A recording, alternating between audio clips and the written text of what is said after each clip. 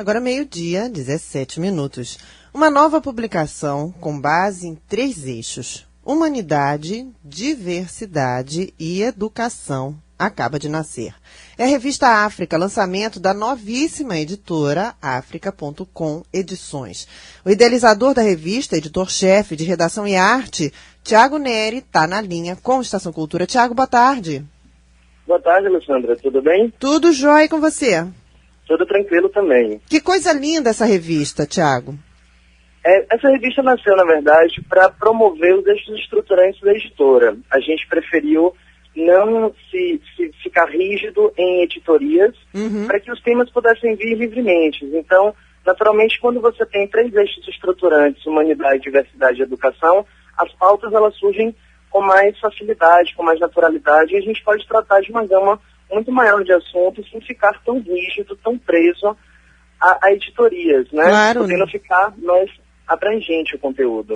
Não, a editora a editora nasceu antes e a revista foi quase que uma consequência natural para que a editora, né, pudesse começar a divulgar suas ideias. Foi o surgimento da revista, foi mais ou menos assim. Exatamente. A editora surgiu para publicar livros didáticos, paradidáticos, livros de literatura infantil e infanto-juvenil. E a gente tem esse nome, Africa.com Edições, surge exatamente dessa coisa de trazer a tecnologia sempre agregada aos nossos livros. A gente tem tecnologias em QR Code, realidade ampliada, realidade aumentada, trabalhamos com versão iPad, flipbooks no site, que é essa coisa da tecnologia agregada sempre aos nossos conteúdos. A revista ela surgiu como um carro-chefe até de lançamento da revista, que pudesse nos promover institucionalmente. Foi meio que uma estratégia de marketing para trazer todo esse conteúdo da África, utilizando eles, inclusive, como meio de propagação de conteúdo mesmo, descentralizando informações. Pois é, você falou aí, né, em toda essa preocupação com a tecnologia, que é claro que nenhuma editora hoje pode deixar de ter, né, essa preocupação, conteúdos diferenciados, né, a extensão de alguns conteúdos que já são abordados numa publicação escrita. O que a gente pode encontrar, né, nessa área de tecnologia em relação a esse primeiro número da revista África, por exemplo? A revista África, por exemplo, ela foi lançada na versão impressa, tivemos uma tiragem de 10 mil exemplares. Na versão impressa, a gente tem um flipbook no nosso site, que é um passador de páginas da revista, hospedado no Camaleu, e esse flipbook, em muito breve, já haverá a possibilidade de download gratuito. Então, quem não tiver a revista impressa em mãos, há a possibilidade de baixar um PDF da revista nesse site, no nosso site, por exemplo. Então, essa já é um primeiro momento de você não precisar ter acesso à internet o tempo inteiro para ter o conteúdo da revista. Você baixando o PDF, você tem ela lá. A gente está também com download gratuito em banca Apple. Estamos em processo de tramitação final de aprovação, porque naturalmente é uma tecnologia nova, então esses processos são burocráticos, demorados, a Apple não é aqui, isso demora um pouco, e a gente tem essa versão para iPad completamente dentro dos padrões nacionais e internacionais de publicação para iPad. Fomos a primeira editora a fazer uma versão de revista para iPad 2 e iPad 3, em tela retina. Então, independente do tablet que o leitor possuir, se for no iPad 2, ele redireciona o download automaticamente. Se for para o iPad 3, ele também redireciona essa versão automaticamente. Na versão iPad, a gente tem a possibilidade de conteúdo extra. Não só de conteúdo extra, mas também de mobilidade. De você pegar uma matéria, por exemplo, como o Rogério Ferrari, que é um fotógrafo que viajou por diversos países, ele esteve pelo menos em 5 países circulando entre a América Central, América do Sul, Europa e África. Então, na versão impressa, ele fica muito estático. Na versão iPad, a gente já pode colocar um mapa, já dá a possibilidade do leitor visualizar aquilo no mapa mundi, do deslocamento mais amplo. Ele já pode navegar por país, por continente. Já há uma interatividade muito maior, né? O brilho da tela já é muito mais sedutor do que o impresso. É fantástico o número de possibilidades, né? Como amplia, né, o trabalho, né? Quanto se pode explorar mais com essas novas tecnologias.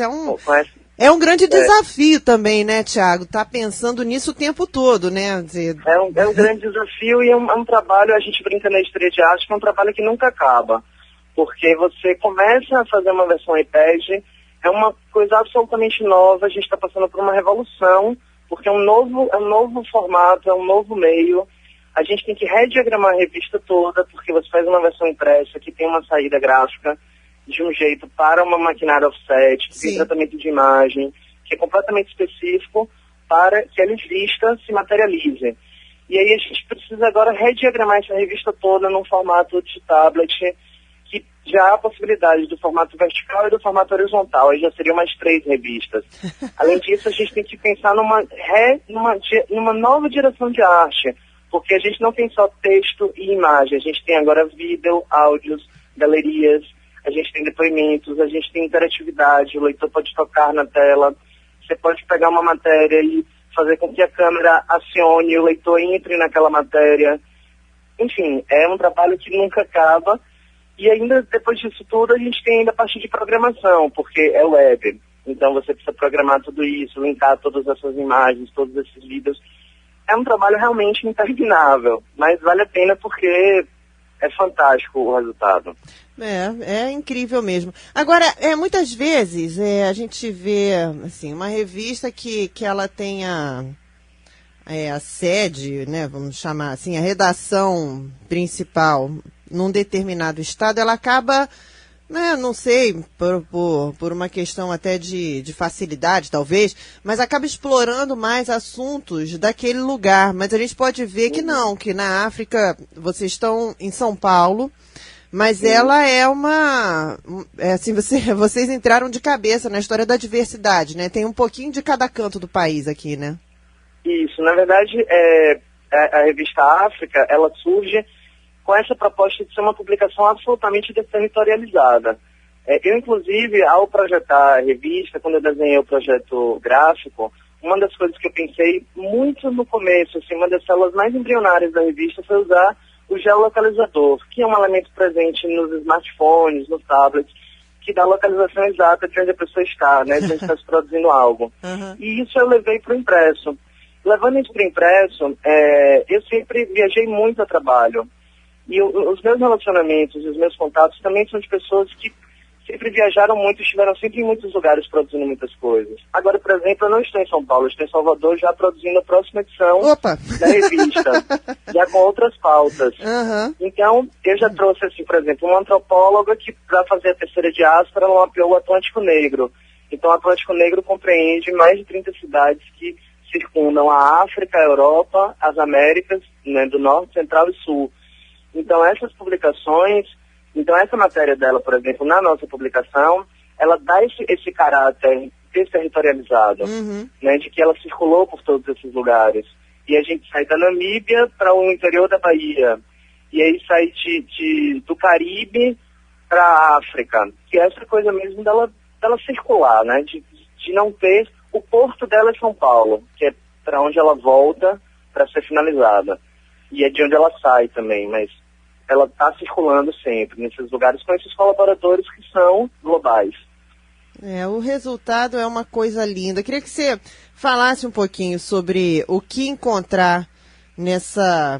Como é que foi mais ou menos a seleção, né? Como é que vocês escolheram os assuntos que abordariam nessa primeira edição? Bom, a seleção de pautas da revista, assim, é uma parte bem delicada, né? Porque ela é o corpus da publicação. Então, o primeiro momento foi desenhar o projeto editorial, né? O projeto editorial, me refiro ao que teria ali. O que é que a gente abordaria? A primeira coisa que eu tive em mente foi humanizar as pessoas. Foi trazer personagens, construir personagens. E que esse personagem tivesse algo a dizer, e preferencialmente com a capacidade afirmativa, que ele nunca estivesse em condição de miséria, de exploração, que ele nunca fosse uma pessoa submissa, subserviente, que ele tivesse algo a dizer de legal, de afirmativo. Então, o primeiro passo foi esse, foi trazer essas pessoas com essa capacidade afirmativa. Esse foi o meu norte primário, assim. O segundo momento... Eu fiz faculdade de jornalismo e é uma faculdade que lhe dá um um repertório muito abrangente, porque você estuda filosofia, antropologia, sociologia, as ciências humanas são todas muito presentes. E eu tive uma grande sorte, assim, de ter uma professora fantástica chamada Goli Guerreiro, que foi quem mapeou esse Atlântico Negro, e ela abriu muito a minha cabeça para essa coisa desses portos.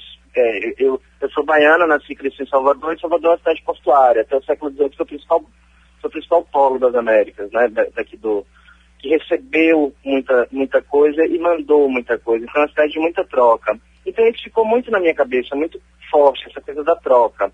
Também, a construção do personagem, a troca, e trazer elementos que estavam marginais, o sertão, por exemplo. Coisas que são tão ricas, tão bonitas e estão sempre à margem, estão sempre fora dos eixos principais de produção de conhecimento, que a gente acaba meio que negligenciando, que não está em São Paulo, no Rio, em Brasília, e aí a gente acaba deixando meio que periférico essas coisas. É verdade. E aí surgiu assim, aí eu fui atrás de Goli, que foi essa minha professora, ela me trouxe a terceira diáspora, que é esses deslocamentos dos negros pelo mundo e como eles reprocessaram hábitos em outros lugares. 800 mil negros embarcaram em Londres, modificando a paisagem cultural de lá. Outros foram para o Caribe, muitos tantos vieram para o Brasil. Então essa já foi a primeira matéria. A segunda matéria eu falei com a Ana Dumas, que é uma figura inteligentíssima, também baiana, de relacionamento profissional e afetivo.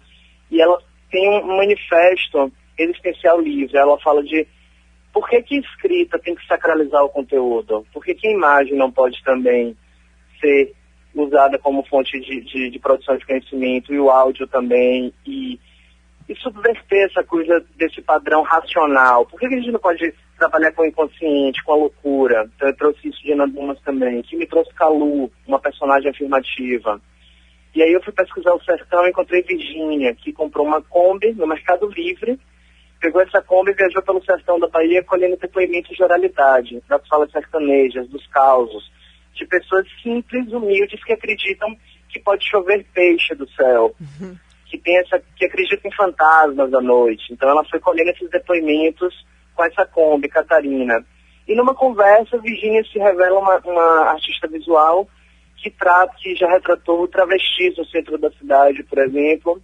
Ela dava um álbum fotográfico deles e eles traziam o registro deles da infância, né, humanizando essas pessoas. Então a revista foi se desenvolvendo dessa forma. Assim, uma coisa foi levando a outra, né, Tiago? Uma coisa foi levando a outra. Foi muito natural. Foi levando a outra. Foi um fluxo muito natural. E ela teve um tempo de maturação grande, né? Ela começou em abril e finalizou.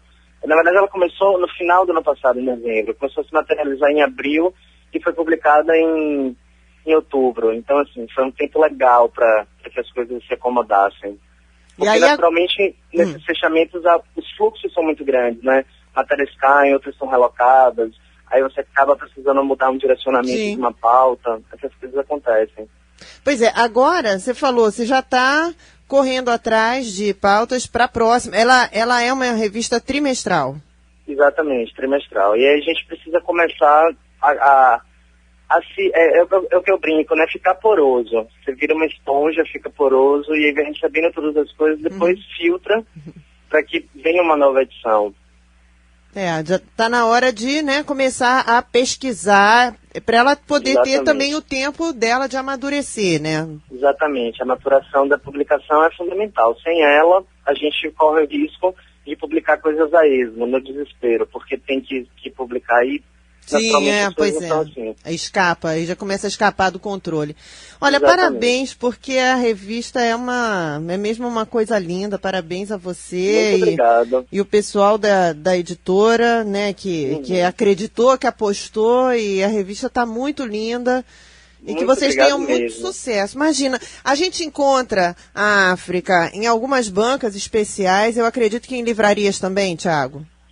Exatamente. A gente está num processo também de finalização de distribuição, porque esse é um processo demorado, que envolve alguns grupos de distribuição, que tem uma certa burocracia natural, e aí é um pouco demorado, mas a gente vai estar nas principais bancas e principais livrarias. Em alguns bairros a gente vai mapear algumas bancas, e em livrarias principais também. A gente vai estar nesses espaços. Mas, enquanto isso,